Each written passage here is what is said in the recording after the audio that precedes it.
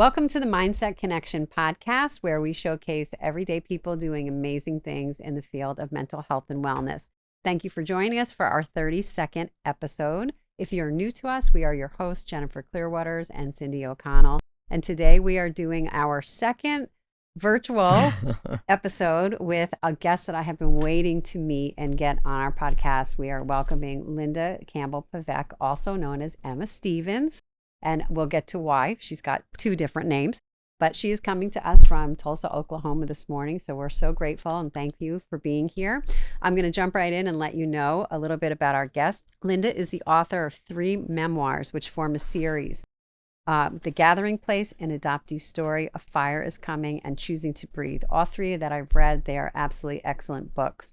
So Emma isn't just, or I'm going to say it now, I just called you Emma.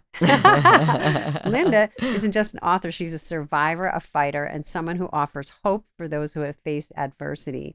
Her books focus on not allowing trauma, pain, and the struggle of navigating identity to define you. We just talked all about that before we just went live.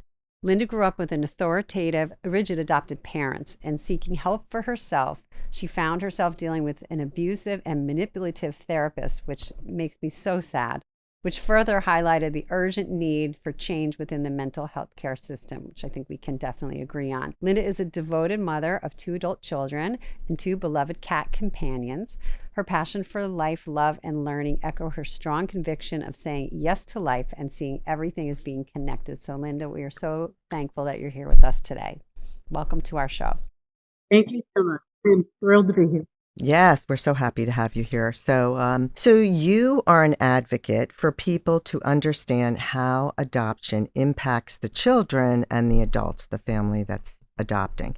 So tell us your story. And interestingly enough, we just had a great discussion off camera, which you can elaborate on that too, because that was good insight. It's a good story. I'm just so happy to be here and having the opportunity to have a platform like this because, and especially I'm not even talking just to my adoptee community right now in the echo chamber, I'm able to speak to mainstream. So that's thrilling to me because I would like to get more of this message out to adoption is so nuanced and it's complicated and it's very difficult to navigate. For me personally, I have to do these labels because there are different labels of adoptees, right? I am adopted. I say it that way because it is not a one-time event. It's adoption is something, and being an adoptee, I go through my developmental stages throughout my lifespan until I no longer walk this earth because it's the way I developed, physiologically. But I am a U.S. domestic, same race, infant adoption from the baby scoop era, where I was adopted into a home that had the expectation that I would be a blank slate. And in the 60s, it was pretty common that not only the adoptive parents had that philosophy of thinking of needing their child to be a blank slate, society and the adoption agencies were also reinforcing that narrative that the younger you get a baby, the less baggage they have. So being adopted into a home where there was already I had an adoptive brother that was in the home and separate adoptions, but it was a very authoritative home where it was not allowed for us to individuate into the people that we were always meant to be. So there was a lot of adaptation. I was the adaptable adoptee, and it was difficult to navigate throughout my life. And I had I couldn't find a mentor to help me. There was no other adopted person that I knew other than my brother. And oddly enough, we never talked about it between the two of us. It didn't feel like a safe conversation. And also, we didn't have the language yet to understand what we were even feeling. Because we would hear from parents and society that you should feel grateful. And that was one of my parents' philosophies of where would you be without us if we hadn't saved you? So that was the hook of the course of control of kind of having the constant threat of being abandoned again if we didn't conform and if we weren't adaptable. So I learned how to people please, how to be the perfectionist, the performer. And my brother, he was the other end of the spectrum where he seemed to get in trouble for everything. He had a lot of risky behaviors and was actually even sent to a facility that we now know as the troubled teen industry. And it was not a good program for him to go to, especially with the type of person, his temperament, and it didn't end up well. So sad. Yeah. So when I first was introduced to you, I heard you on Annie Grace's podcast, This Naked Mind. And as I was listening to your story, I was just going, I have to read this book. So when I got the Gathering Place, it really reads like a fiction novel because there's so much in there that you can't believe is actually true. And your story, not to give it all away, has so many twists and turns that, you could have easily thought it wasn't a true story. So, what made you create Emma Stevens, first of all? Like, why did you need to do that? And maybe you can tell our listeners about how, like, something that was in your book that really resonated with me was when you talked about actually meeting up with your birth mother, because I know that sometimes people feel like if they could just go back to their roots and find out who their biological family is, it might soothe some of the trauma and everything's going to be okay after that. And that wasn't necessarily what happened to you. Right. I mean, it soothed me in ways that I didn't expect. Mm-hmm. It gave me a lot of self-confidence because of the painstakingly way that I was able to find my birth mother and then eventually the rest of the family. That filled me with all kinds of feelings of endless possibilities. But what I thought I was looking for, I did not receive. In fact, I was greatly disappointed when I met her because as an adoptee, I had this ghost kingdom built in my head of who she would be. And of course, no one's really going to meet my expectations built on a fantasy that I'd built my entire life. Mm-hmm. So I meet the real person and she's got her baggage and she's got her things that she went through of why she placed me in the first place. I have a lot of compassion for her now that I probably didn't show her when I was 24 years old. But I've researched and found out so much about the baby scoop era and what she went through. But it set in motion for me because I was so disappointed in what I found that it kind of spiraled off into another situation that we won't talk about right now. But it set in motion that I was still going to be looking for a birth mother. And I didn't know where I was going to find that, but I was going to continue. And this was all unconscious, right? Mm-hmm. But I was still going to look for it. I'm trying to think of all the other questions you asked me before. Your language, your name. Yeah. Tell our listeners how it's in your book, but tell us how you created Emma Stevens. Yeah, it's so crazy because names you could do a whole book on names and how identity is with a name, or is that how we have our identity? But the reason I used it, and strangely enough, my birth mother used a pseudonym at the maternity home when she was incognito to give birth. Mm-hmm. And so here I am, fast forward, writing books under a pseudonym. And I did it because I didn't want my adoptive family, to find out that I was writing these books. I knew there was not time to repair the situation. If they were to find out, they would never be able to wrap their heads around why I felt the way I did.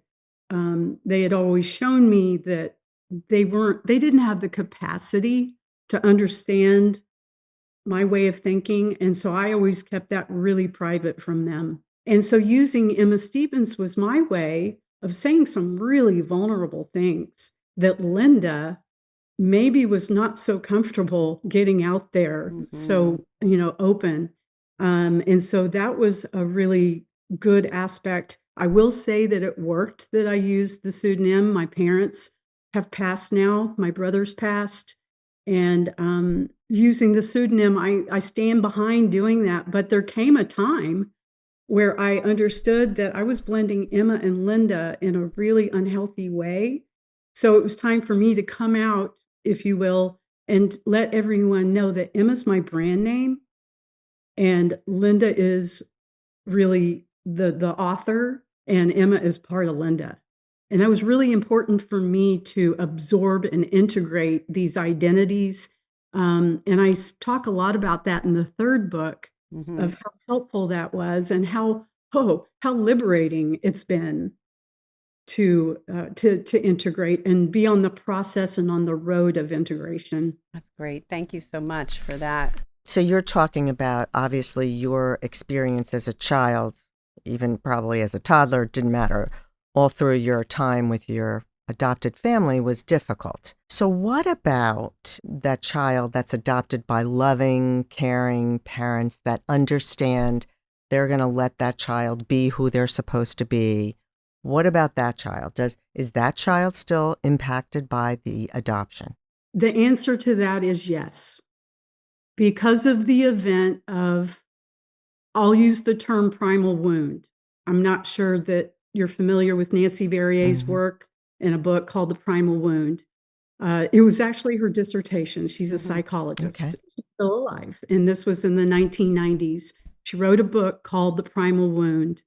And it has been foundational for adoptees to understand what happens physiologically when you separate a birth mother and an infant at the time of birth. We don't even do that for puppies and kittens. Yeah. But yet Yes. somehow Good point. we feel human Yeah, beings good point. can be okay with not having their mother immediately skin to skin contact, smelling their mother, hearing their voice. All of Yeah. this is pre-verbal for an infant, but it is scientifically proven that a baby knows its mother. And the idea that you place this infant into a loving mother's arms that is a stranger to the baby, they're going to know the difference. There's going to be grief and trauma. And that trauma right there, if it's not tended to, is going to evolve throughout the adoptee's life into it's a reason why adoptees are overrepresented in mental health issues, addictions.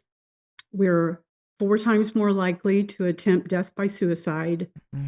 And looking into the troubled teen industry, where a lot of these, in puberty, a lot of these tendencies tend to show up as risky behavior, then it's going to start to unravel. And the adoptee doesn't know what's going on. The adoptive parents often don't know what's going on. But it's all, you wind back the clock to that trauma that was never tended to. And in my case, it was never even granted me Right. the grace that you have something to grieve.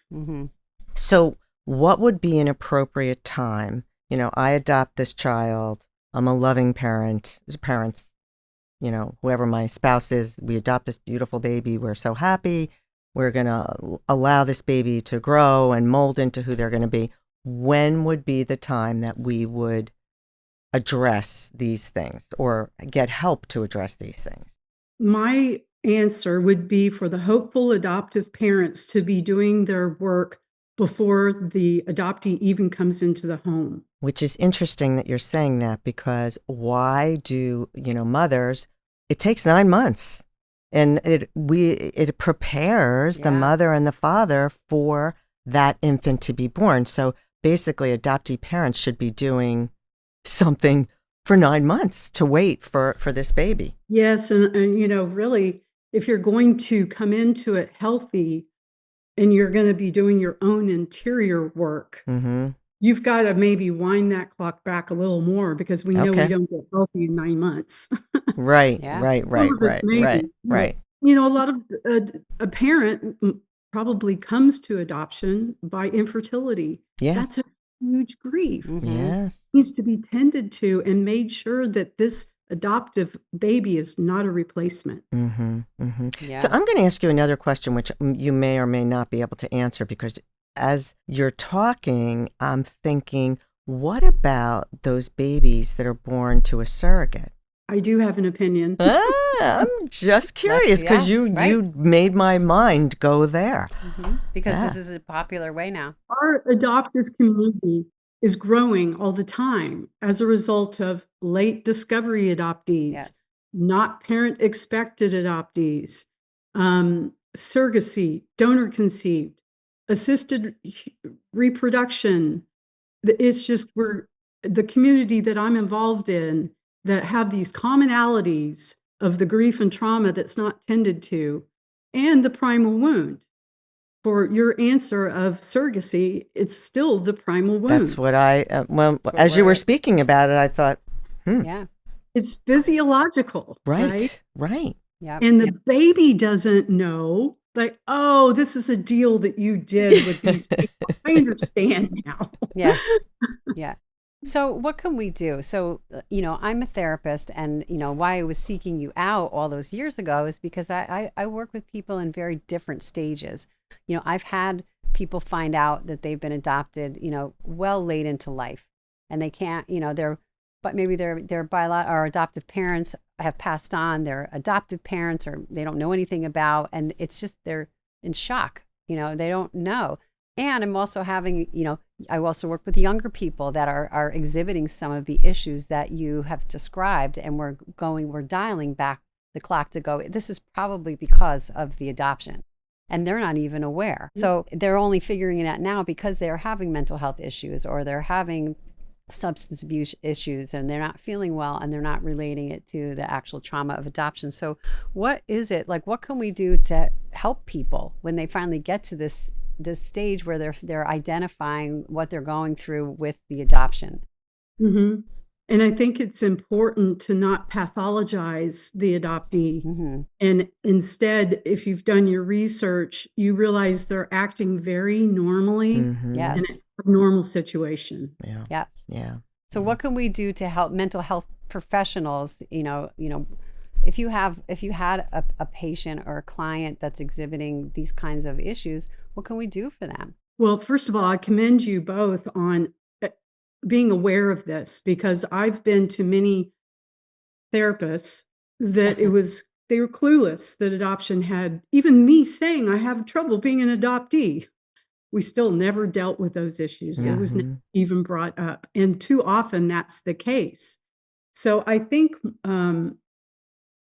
what we're finding is a lot of adoptees feeling the calling to go into the mental health field, to be able to be what we call adoption competent or adoptee competent, meaning that they can speak directly to that lived experience.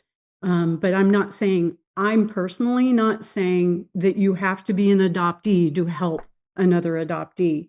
Both of the counselors I have now are not adoptees, but they're very trauma informed. And I think they would admit that I've taught them a few things, and they've read my books, and they've been able to think about, they have empathy to be able to put themselves into my shoes. And while they don't have the same experience, they can put other life experiences and, basically understand what I'm saying. So I think that the more we listen to adoptees in overall mainstream, that there is another narrative.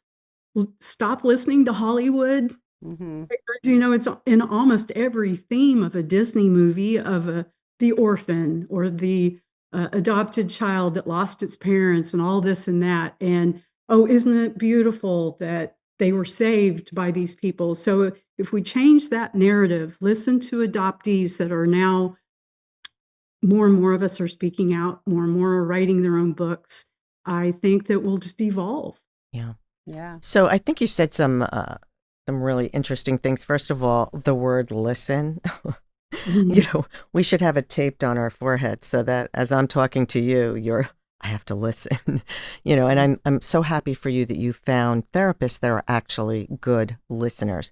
Why don't you tell us a little bit about that other experience that you had with a therapist that was not, I'm assuming they weren't a good listener, but they also had their own agenda. Let's put it that way. Mm-hmm. Maybe you could tell us about that. It's such a hard thing for me to hear. I know. Because, I have to say to you, I am not a therapist, but Jen is like, I send everyone to her because she just gets it and she's willing to listen. And what she doesn't know, she will learn. And that's the key. We can't know everything, but we can adjust and try to learn. Yeah. So, and your experience with when I was reading the book, your experience with this therapist just really, it pained me. It really did. That's because you're a good one. Mm-hmm. She is. It made me so sad. But if you can explain to us what happened with her. And let me just start by saying that an unethical person seeks out any profession if they feel like they can control and it's an agenda that they want to see through. They go to professions where people have to be vulnerable with them. And it's just a whole lot easier to indoctrinate and groom them to whatever purpose they want. Yes. Whether you're a policeman or even a school teacher, if you're a predator, 100%. Yep. Teachers, if they don't like kids, why are you teaching? Yep. As soon as you said that, I thought of that. Yeah. Unhealthy people that need to have their own needs met through other people. But I did find one of those, unfortunately, and it was life-changing. And I mean that by it, just like being an adoptee, it's something that I will deal with throughout my lifespan. I'm also going to be healing from that experience for the rest of my life. Now, I've been able to change my relationship with it and transcend it, but yet I'm into a calling now. Again, I find myself being an advocate for therapy harm, those exploited by their therapists, doctors, or counselors. And don't even get me started about life coaches in unregulated areas where there's no governing board that's telling or overseeing anything. But one of the first questions I asked this therapist is, can you help me with my adoption angst? I'm 32, 30, I can't remember exactly about the age I was, but letting her know that I was still grappling with what that meant. I had no language of how to even describe it to her. And her answer was absolutely. And so we started therapy, and I quickly realized that, like I said before, adoption never really even came up. It went into motion of, it was designed where she fostered a dependency of me onto her to be the mother I never had. And so, to borrow from the previous conversation where I told you I was still looking for a birth mother, a nurturing mother that I never had through adoption or through birth, when this psychologist said she wanted to be that for me, she needed me to look at her in that way, I thought, well, hallelujah, thank you very much. I've been looking for you all my life. And so it didn't take much for her to groom me and indoctrinate me into her private agenda of what she was really seeking from me. And it set into motion a very unhealthy, dangerous, exploitative. I mean, it just almost broke me, to tell you the truth. Mm-hmm. It's shocking. I'm just. What do we say? We both sat back and just, the body language says everything. But I'm so sorry to hear that. But how obviously, did you get out of it? Because you obviously have. Yeah. Like, because, you might have, people feel after a while that they're so manipulated that they might know that this is not the right place for me, but they don't know how to get out. So what was the moment that you were actually able to pull yourself away from this person and say, I need to seek help from someplace else? Mm-hmm. Well, the funny thing about the power differential And that's Yep. what I learned in my childhood is my parents were my gods. If I didn't want to be abandoned, I do everything they want. Yep. So I carry that into adulthood, and I see this powerful psychologist with all these certificates on the wall. I immediately give her my blind trust. She must know what she's talking about. So it didn't start unraveling to me until I was with her almost 24/7. And even a good predator or a charismatic person can't leave their mask on all the time. So it started slipping, kind of, if you imagine it side to side, and I was like, oh, wait a minute. What was that view of her? That doesn't look like the loving, kind mother I always wanted. In fact, you remind me of my adoptive mom, who was very cruel to me.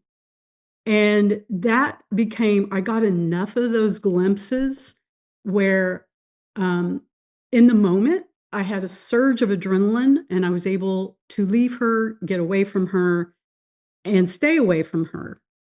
But what I didn't realize is that a lot of my trauma was going to really begin after I left her because it was like an addiction. I was going through withdrawals. So it was a hard, long road, and there wasn't a lot of help because, when someone comes out of a cult, there is not a lot of deprogramming people out there that know the proper ways to unhook all of the tentacles that happen because they have you in such a grip. But eventually, it happened. Were there others that she had done this to? Yes. Yes. Oh. Usually it's that way. Yeah, that's what I assumed from the way you were speaking. Yeah. Wow. They're usually repeat offenders. Right. Although I was the only one that ever came to be the whistleblower and went to the board of ethics. The other people she had traumatized to the extent that they were not emotionally stable enough to make the complaint with the boards. Well, she knew exactly who to pick. She did. Yes. Which is That's usually the how case. it is. Yeah. So tell us about your books and what your new book is about. You have 3 books out currently. And I call them a trilogy. Okay. Because they all build on each other. They're like stepping stones. Mm-hmm. Almost see me getting on my healing path, the first book to the second to the third. I didn't set out to do it that way. It just organically unfolded that way. After the first book, I thought, I'm done. I wrote my book. I'm good. And it didn't happen that way. And I'm happy that it didn't. And I'm also happy that I trusted myself enough to say and feel my emotions to say there's more I need to write. And these books have been so life-giving to me. I can't even tell you how it's changed my life for the better. And it's changed my whole, there were other things that happened up to that point that were catalysts to set me on that road. But writing your story, I feel like everyone should honor themselves in that way. Even if they just put it in a drawer, they don't have to publish. But it's just so self-honoring. Everyone has a story. Everyone does. You're absolutely right. I was going to ask you what the takeaway was for you, for the listeners, but I think that's it. Write your story. Everyone has a story. But tell us about your new book, though, too. Oh, the new book, Choosing to Breathe, is really a mindset. There's a lot to be said in that title. And I wanted it to be true to what I was experiencing and where I saw myself headed, instead of it just being, oh, I want to write a third book. It had to be true. It had to be authentic to what I was really going through.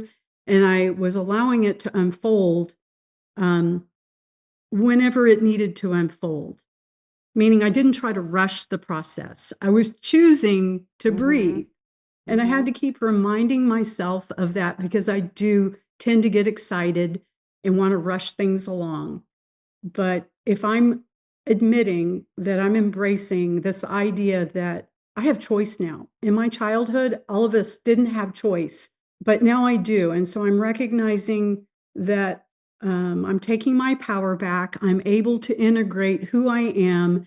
I can slowly start to unravel all of the adaptations I had to become to survive. And while I am thankful for me being able to find out how to survive, those things are hindering me now. And the more I get to back to who I am and keep developing in that way, my creativity's coming back, my curiosity's coming back, my joy for life, and it's just been a game changer.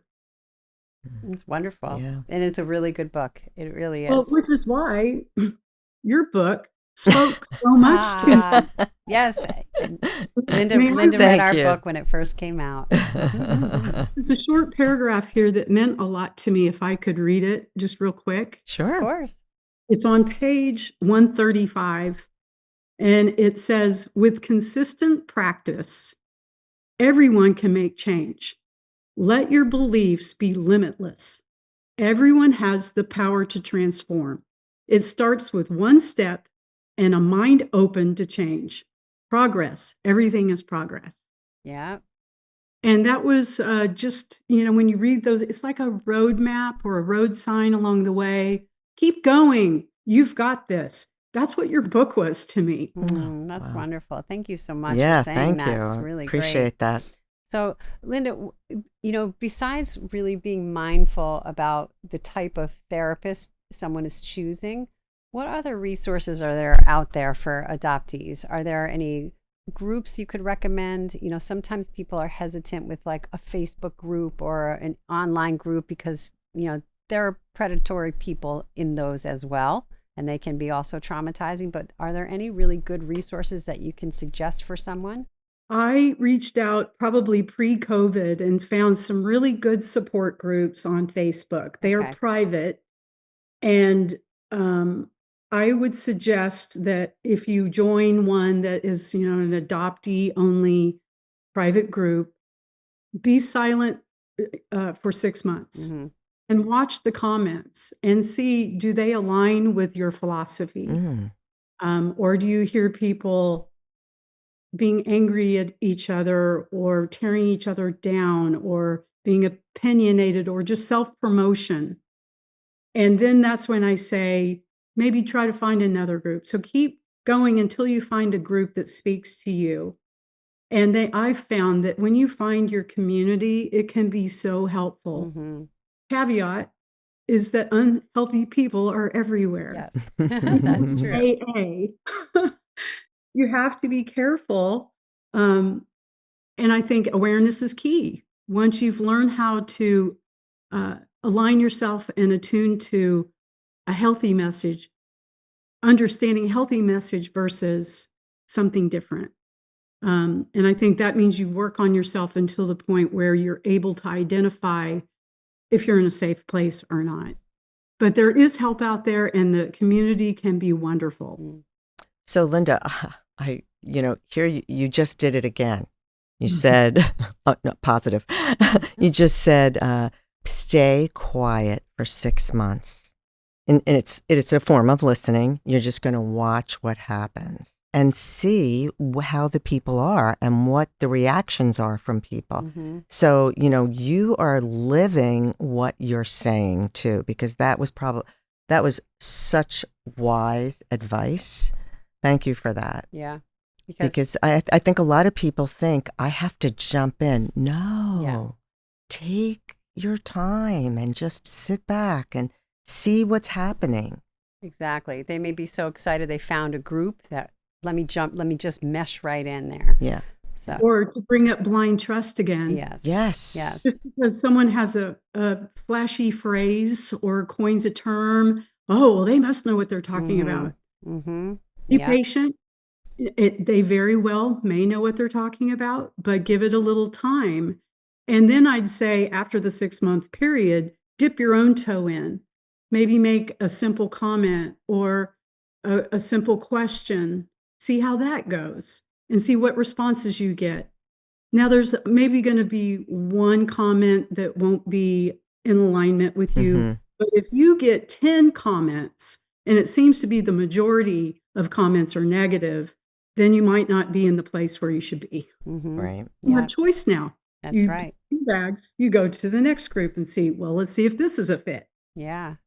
So if people are listening now and they're thinking, wow, like I need to learn more about her, buy a book or, take a look at all your information, how can people find you? What's the best way?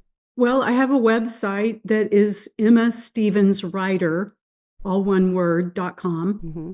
or you can go to Amazon. And I am listed as Emma Stevens on Amazon. And if you pull up one book, usually the other two come up as well. Mm-hmm. And so that's an easy way. And if you want to look at social media for Facebook, Instagram, TikTok, it would be Emma Stevens Writer. Okay, wonderful. All We'll right. put all that in the show notes. Yeah. So, is there anything else that we missed that you would like to share with the audience? Something just jumped in my head, which is Sure. Yes, good. unusual because usually by this time I'm saying, well, we covered everything. But the idea of, and I say this a lot in the third book, about where I was able to realize I was telling myself a false story most of my life.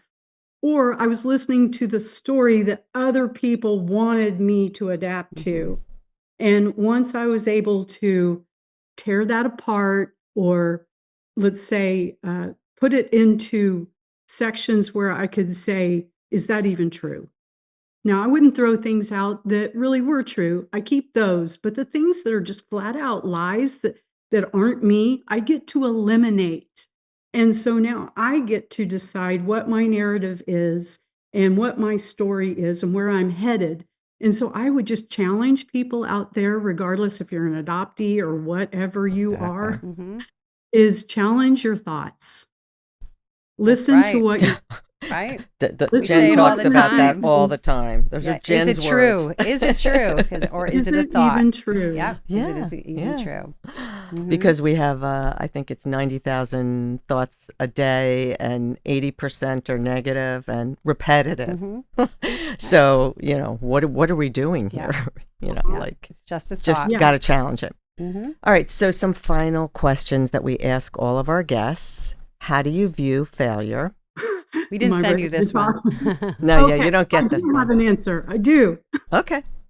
And that is, I look at everything now as an opportunity. Yeah. And if the universe brings me something, instead of me saying, oh, do I have to do this again? Or why is life giving this to me?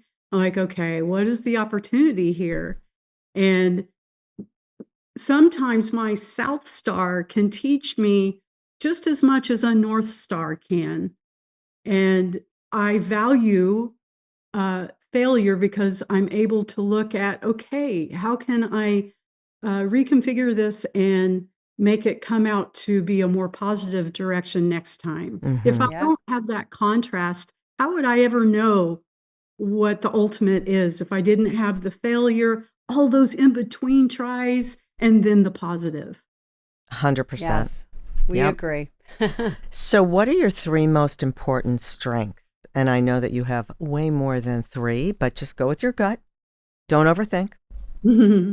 um, I would say my ability to tap into my creativity is a strength, and it can also be a downfall because I am learning balance. Because sometimes I can get into it and get so excited that I reach the point of anxiety. So when I get back to uh, creativity and that everything should be in balance, whether it's a good thing or not. So what is another strength? I would say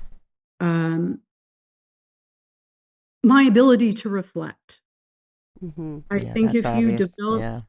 being reflective and having awareness, then it really does a lot of, you're halfway there. So It's true. Often, So often true. something that's skipped a lot too. Yeah. Reflection. Yeah, people don't reflect. No. I made a mistake, but they don't look at what Yeah. caused it, what they did. They just go on. Yeah. And make the same mistake again. All right, strength number 3. Okay, since I'm going to piggyback off what you just said, and it's my ability to apologize. I do that with my children. I don't think that shows any kind of weakness. No. It shows that I'm human. No. And that you So- can admit a mistake. Yeah. Something that people also don't do very often these Exactly. days. Exactly. So what's going well in your life? Well, it's not that I have no challenges or no struggles, but it's how I deal with those now. I've changed my relationship with looking at challenge as opportunity.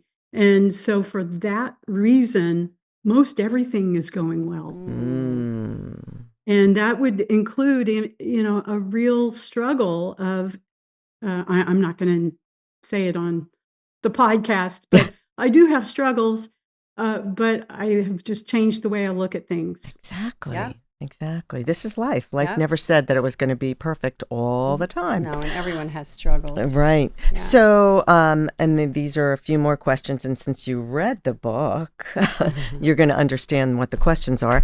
Is there something you want to change? Just yes or no? Yes, Okay. So, what's holding you back? I'm in the process. Okay. So, what is one more thing that you can do to take a step forward? Trust myself more. Right. Lots of love that. self-reflection there. There's a lot Good of job. self-reflection. You walk the walk, don't just talk the talk.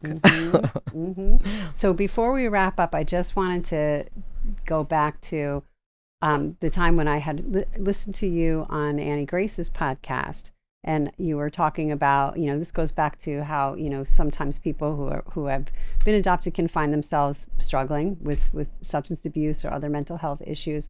So what could you recommend to someone if they're listening and maybe somebody hasn't yet identified what's going on with them and made that connection that it could be related to the adoption process?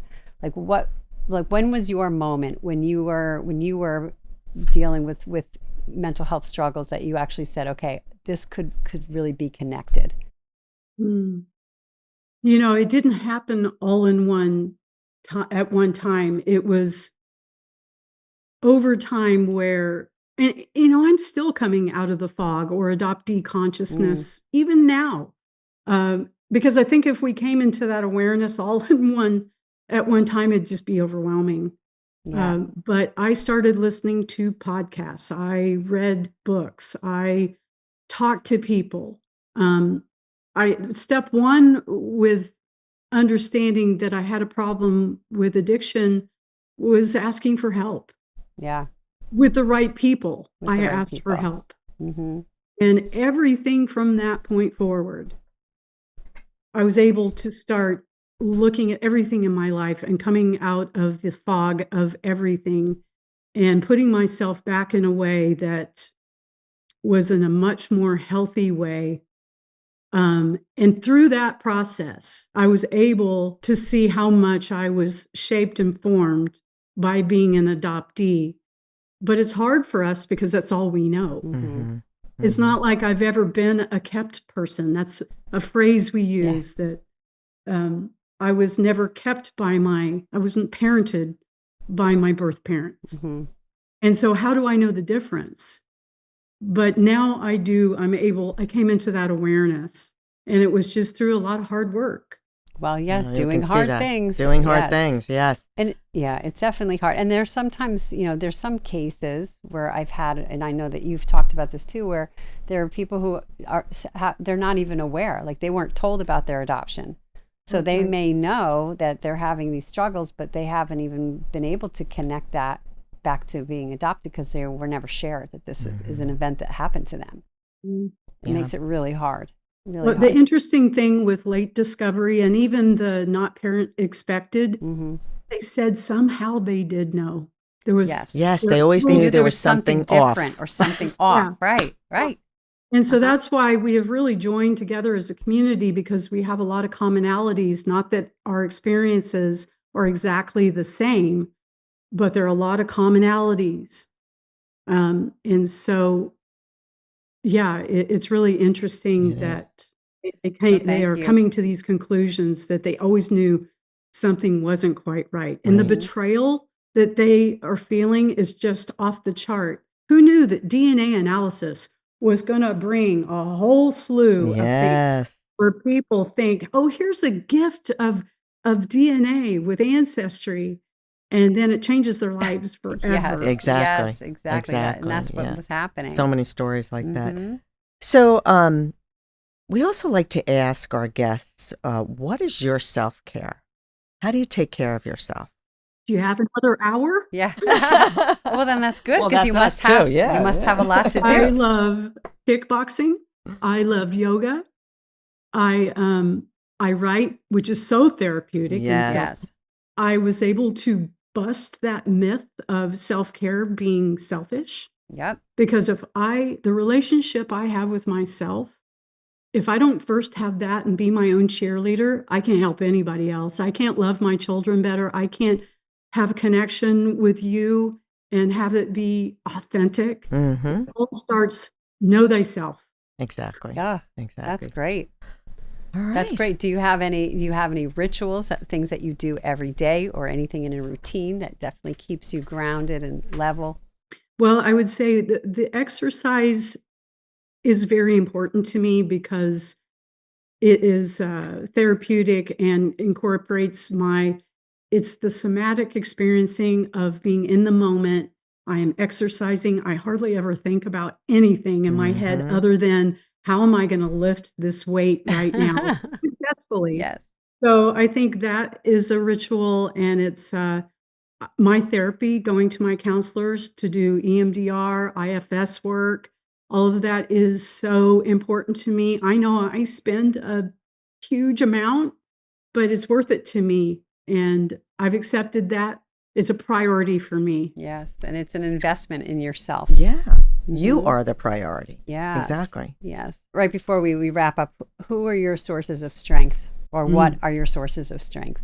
I'm just thinking of some spiritual leaders and talkers like Richard Rohr. I just love everything he has to say. I love the Enneagram. I'm not sure if it's a personality assessment tool. It's really helped me identify and enhance my own personality and minimize the unhealthy traits so I can move to the higher end of my number, and then understand and be more reflective when I am going into more unhealthy attitudes and behaviors. So it gives me a roadmap. So I use that quite a bit. Yeah. My community helps keep me grounded and helping others, which is what I'm hoping my books are doing, and speaking on podcasts. Because you know what?